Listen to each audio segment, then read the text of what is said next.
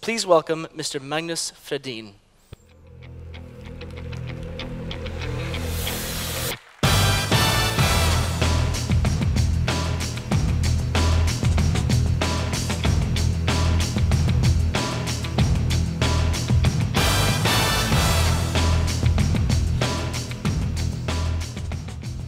That was a pretty intense song you walked up to. Yeah, I'm the water boy. I like the way you came up from the front of the stage, too. Yeah. He does what he wants. Okay, so when you left Baby Shop, you joined CDON as CEO. Can I just stand this somewhere? Yeah, you want to put that? You can put it right here if you want. Thank you. Or you can just hold it. Yeah. So you left Baby Shop and you joined CDON. Why did you want to take on such a huge project like that? I think my presentation will tell us a little bit why, but I think it's CDON somehow is a unique opportunity. It's a new launch marketplace. I see the market in the Nordics don't have a clear market leader in this niche, which more or less all major markets in Europe have. So for me, it's just doing something that is extremely inspiring by building something new. I think that's the thing. Sounds for exciting. Me. Yeah. So now, but CDON, they're a public company. So is it different to work for a public company? Of course it is, in many ways. I mean, it has its pros and cons. Of course, you get the benefits of you need to have your compliance under control, you need to have your numbers in shape, and you need to do that as well in another company, but especially on the stock market. But I think in the end, stock market or not, you need to do what your customers want you to do, because I think that's what gives value to the shareholders anyway in the long run. Yeah, I would say. Personal question, sort of. Can you think of a moment in your life where someone said something to you that sort of changed the way you thought about the world you live in? Good question. I think, of course, there are probably several, but there's one moment, I don't remember exactly when it was, but Per Svärdson, who founded Adlibris and Apotea, said once that e-commerce is 95% logistics. Not being and working in the e-com side, so to say, just working on the supplier side at Klarna, I think I was very skeptical when I heard that. But you somehow, when you are in the e-com business and you're doing a campaign, you have your Christmas sales and you have everything up and running, you soon realize how extremely important logistics is, and it's really a big portion of the e-commerce world, I would say. So now a lot of people are talking about marketplaces now. So are you going to sort of clear up the mess? Hopefully I will clarify my view at least on marketplaces and why you should or not sell on a marketplace. Okay. All right, Magnus, stage is yours. Thank you. So I have a little bit of a hate-love being on stage here, because this tree actually did fall down on my roof a couple of months ago. I have an American neighbor. He's a fantastic guy, but you know the difference between cultures between Sweden and American people is that when you ask a Swede if they're good at something, I mean, they usually say, I'm not that good, So I walk over to my neighbor and ask him, can you fell down a tree for me? And he said, oh my God, I have like the world championship certification in tree falling. So a couple of hours later, he fell down the tree in my house, which was a bit of a mess actually. And then it disappeared and come back like 10 minutes later with two Norrlands guld. And he said with an American accent, when you fall down a tree on your neighbor's house, you need to give them a beer. And this was 10 in the morning on a Sunday. So, but we took the beer and started thinking about what to do next. But that's not the reason why I'm here, obviously. Short intro, 10 seconds. Klarna, Baby Shop, and since 2.5 months back, I'm new CEO at CDON. And I wanted to give you a little bit glimpse of CDON, even though I've been in this industry for quite a while. I don't know that much about them. They haven't usually been that transparent in sharing what actually going on inside the company. And I thought I'd just give you a little bit of a glimpse before I start talking about marketplaces. But the company started in '99. And this is not the newest design or homepage. This is how the site looks like in 2000. We were selling CDs, your record store online. And after that, obviously, the company's been growing by adding categories like DVD, games, electronics, and in the end also fashion, shoes, outdoor, etc. And in 2014, somehow the marketplace started to jump off a little bit. This is our revenue curve, net sales. Once again, as Paul mentioned, which is not including sales from our merchants that we have.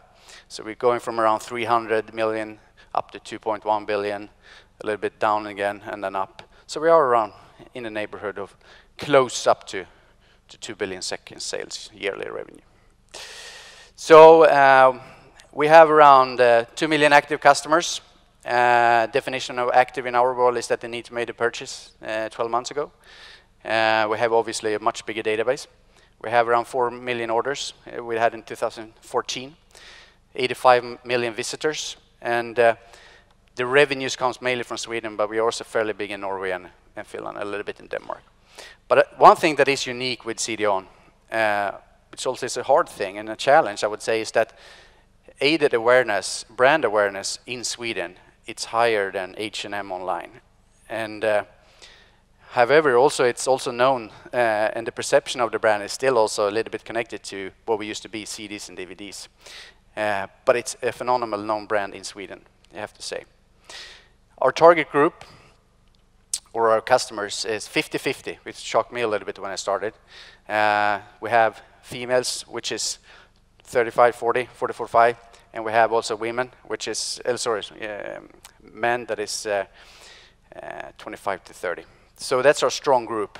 And we have an NPS score of 60, which is something we're working very hard with, because I would say that CDON has not been the most customer-focused company in the past, but it's something that we're working really hard with right now. I love this comparison, but Ullared, just to give you some glimpse, last year on Black Friday, we did around 1.4 million visits and 77 million in revenue, 100,000 orders plus, and Ullared had a record day 2015, was 30,000 visitors and 35 million. So it gets some perspective that when we push the button, things happens for sure. To kick it off, talking about marketplaces. Going forward and how we view CDON is that we view CDON.com as any other marketplace merchants for us. We have around 700 merchants signed up that selling on marketplaces, and CDON is just one of them. Obviously, they are the biggest one, but it gives some perspective on how we're viewing CDON marketplace today and how important that business case is for us. And I think that if you're looking at the landscape and the global landscape, you see the rise of marketplaces. The success of Amazon and eBay have definitely made an explosion of marketplaces popping up everywhere. And if you believe in, I saw an investigation from Channel Advisors Corp in June 2014. In the UK and in the US, 90% independent retailers sells through a marketplace, which somehow is a huge difference compared to how it is in the Nordics. But I think you can definitely say that marketplaces is a channel here to stay, and around 25%, according to Channel Advisors, again, 25% of the total global online retail business is going through marketplaces. So it's obviously a significant channel.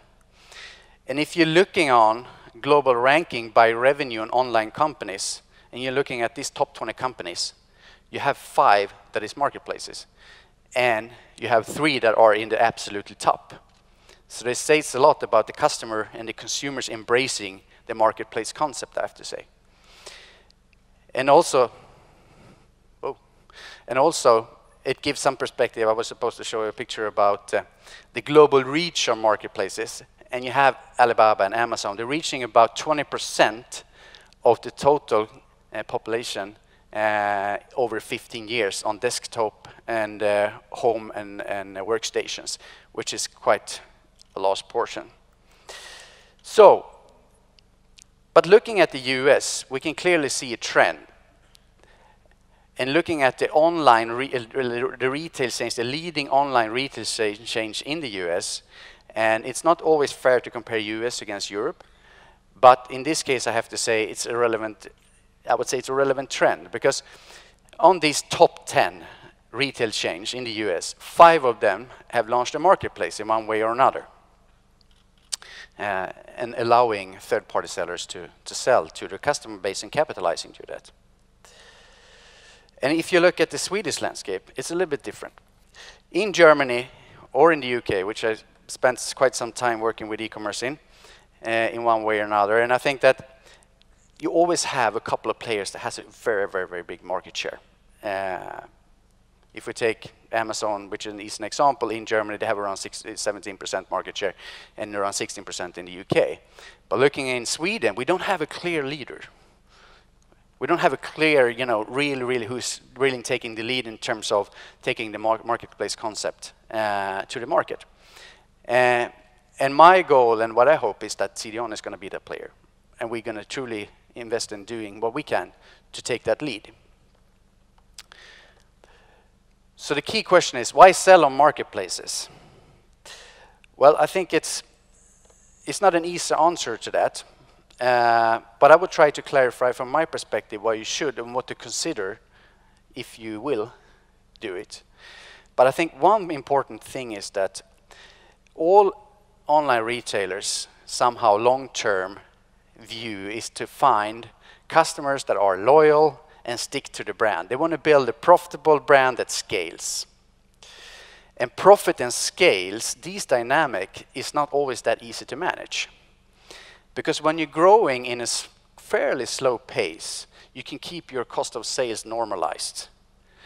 What I mean by that is that you can work with channels and the low-hanging fruits, like you can buy the keywords that you really get your ROI on, or you can make marketing that you get a better investment on.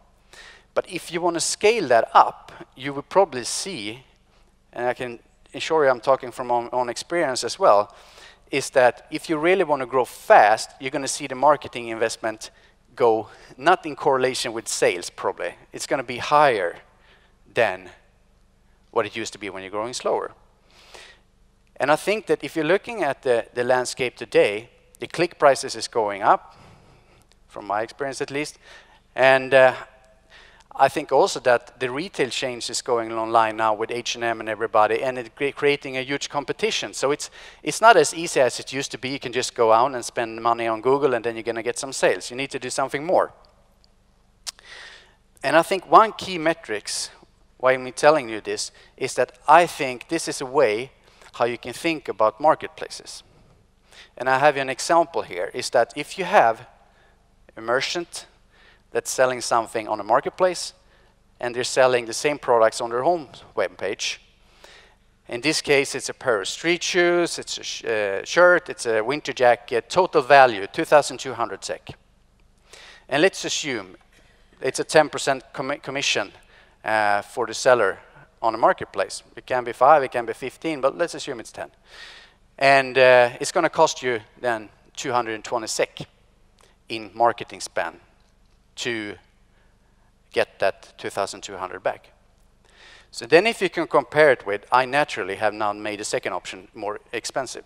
But somehow I think you will find out if you start looking at it, that might be the case. If you compare and looking, it will acquire a customer through Google AdWords or similar. Let's assume it costs 300 SEK. And then you have a remarketing fee that is 5%. Because the price transparency and the global commerce that is coming is making it harder to get the customer loyal. Let's say this is the case. You will find out that you have a 17% marketing cost compared to a 10% marketing cost. And whatever it is for you, I think it's a good way of thinking about it financially if you're going to sell on a marketplace or not. So that's one way of looking at it. Another way of looking at it, of course, is pros and cons, a little bit more in soft values, but for me, e-commerce is definitely a volume business. Volume is extremely important. I think it's better to be small or big than be in the middle, because you somehow don't get the advantages of being small, that you can work a little bit harder and you can get the orders out. But at the same time, when you're in the middle, you don't have the advantages of being really big and have the scale in terms of cost, freight cost, logistic handling cost, customer care cost. So somehow, for me, it's extremely important to get the volume up to be able to split the cost, the fixed cost, in as many orders as possible. So that's one side of it, and marketplace is a good thing in that sense. You can do that fairly risk-free to increase sales. But on the same time, it's also very, it's a price competitive game. You have on Amazon, as an example, you have many sellers selling the same thing. And then you have the brand visibility, and that differs from marketplace to marketplace. But on CDON at least, we also not only pushing transaction, and it's not only a transaction acquisition channel, it's also a customer acquisition channel by showing your brand to all the customers that want to buy your products. So that's one way of doing it. But also small basket orders is always also dangerous to make sure you get a profitable order. You need to make sure that you have the right kind of product mix to do it. But one thing that also I think is quite challenging is looking at countering competitors. How are you actually going to attack that when, for example, you have CDON as in one example, and you have a German merchant coming in selling shoes, and you're selling shoes in Sweden. Should you counter and go online and sell the shoes as well, or should you not, to defend your market? I think it's a difficult question to answer, but I think it's important to defend the market. And then obviously fulfillment and growing outside maybe your core markets. I think that marketplaces really contributes with logistics setup that you actually can scale up and grow outside your home markets in a very fast and controlled way by using, for example, Amazon Fulfilled By or similar. So there's a lot of advantages in that space, but on the same time, the thing that is very difficult is the ability to differentiate yourself and differentiate your brand when you're selling on a marketplace, because you can't work with content in the same way. And also, it's also dangerous to be too dependent on one sales channel, as I see it. So this is pros and cons that I think is worth investigating if you're thinking about selling on a marketplace or not. But I also think you have to consider what kind of things you're selling. If it's products that your customer buy regularly, you need to make sure that you get a profitable transaction on your first purchase, on your first buy, because you're not going to have the retention rate as you have on your own homepage, for example. That's important. But you also have a possibility to capture new clients and new customers, because usually you send a package from your own warehouse with your own branding, etc. So that's important stuff. And if you have orders that is not as regularly purchased, this obviously the retention rate is not as important. But you also have usually something that gear up with a commission. So if you're selling electronics, you have a lower commission. If you're selling clothes, you have a higher commission. You can make sure you make money on the first purchase. So there's upsides and downsides of it. And I think it's also important to evaluate. And if you have your own brands, it's also about, you don't have the price competition, but make sure that you don't get the brand dilution and making sure your brand is cool still, depending on what you want to do. So I think this is the key thing for me to look into if you want to sell on a marketplace. And I think that everybody should evaluate it and really look into it, making sure maybe this is something for us. But looking at the financials, looking at the pros and cons for your business, but in the end, I think that there's very few channels where you actually can increase sales fast in a very low-risk way, like you can with the marketplace. And I think exploring new markets is also very interesting, because it's not cannibalizing on your own sales in your home market and increasing the buying power. You can get lower freight cost or lowering handling cost in your warehouse or in your logistics, and maybe make your company more profitable that way. So it's important. And of course, acquiring new customers, decrease stock value, and improve cash flow. But also, if you're looking at the landscape today, there are very few channels that you actually can increase sales quickly, and I think marketplaces could be one of them. So that's me. That's all from me. Thank you for listening.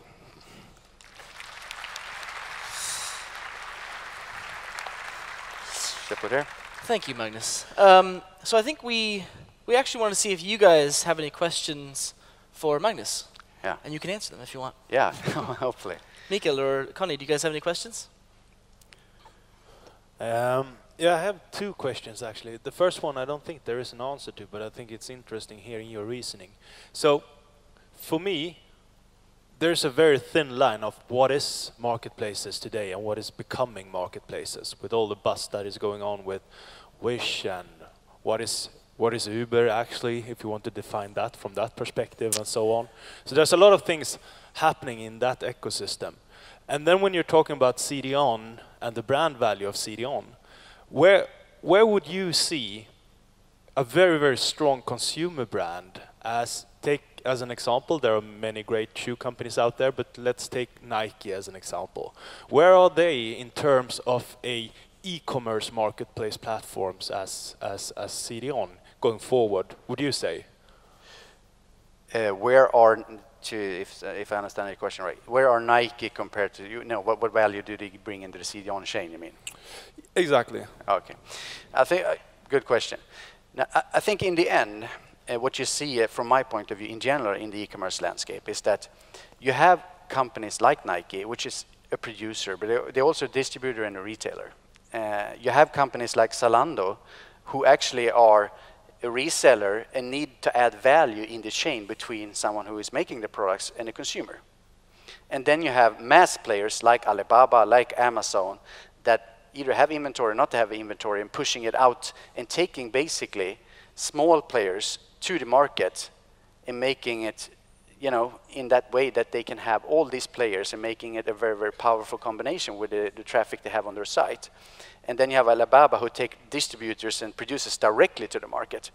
And I think that for CDON, the core for us is that we can help both companies that are outside the Nordics to come into the Nordics. I think that is extremely important. But we also can help customers or merchants in the Nordics to go to Finland or to Denmark, or we can also help them to increase heavily in Sweden. I don't think that maybe Nike will be the customer for us going forward. I think for us it's more to help others to scale up in a cost-efficient way. Interesting. Okay, Magnus, thank you so much for coming. It was a pleasure to have you here at the event. Everyone, a round of applause to Magnus.